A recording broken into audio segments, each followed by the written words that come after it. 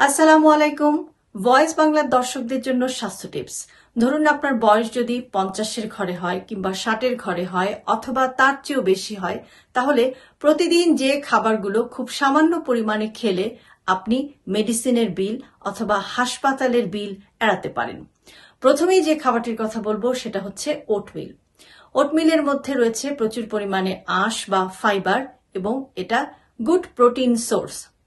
Oatmeal যদি আপনি প্রতিদিন খেতে পারেন তাহলে সেটা আপনাকে কনস্টিপেশন থেকে দূরে রাখবে।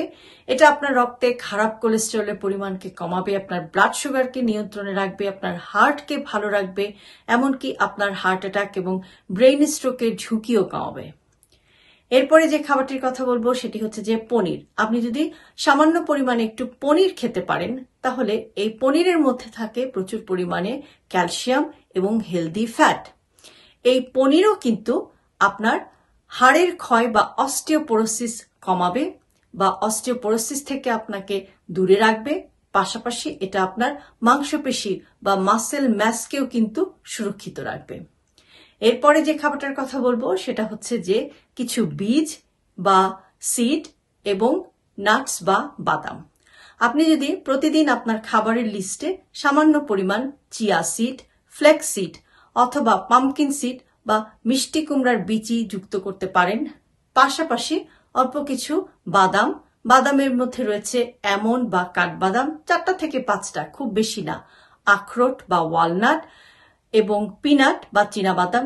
এগুলো আপনি যদি খুব সামান্য পরিমাণে একেবারে হাতের মুঠিতে, ছোট্ট একটু মুঠিতে যতটুকু ওঠে, এগুলো যদি আপনি খেতে পারেন তাহলে সেটা কিন্তু আপনাকে সার্বিকভাবে সুস্থ থাকতে সাহায্য করবে। কেননা এগুলোর মধ্যে রয়েছে ওমেগা-3 ফ্যাটি অ্যাসিড, যেটা আপনার শরীরে প্রদাহ কমাবে, বিভিন্ন রকম ক্রনিক ডিজিজে আক্রান্ত হওয়ার ঝুঁকি কমাবে। সবশেষে যেটা বলবো সেটা হচ্ছে যে ইয়োগার্ট বা টক দই।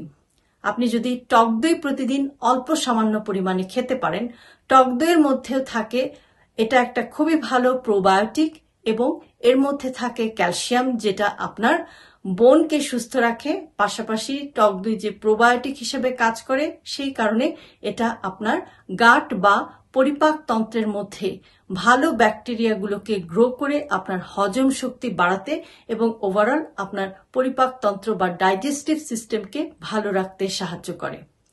আপনি হয়তো এখন বলবেন যে এই যে খাবারগুলোর কথা বললেন এগুলোর অনেকগুলাই তো বেশ এক্সপেন্সিভ বা ব্যয়বহুল, কিভাবে খাবো?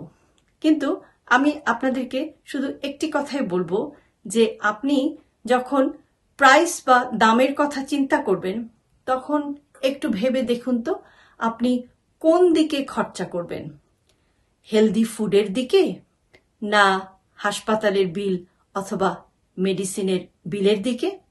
ভালো থাকবেন সবাই।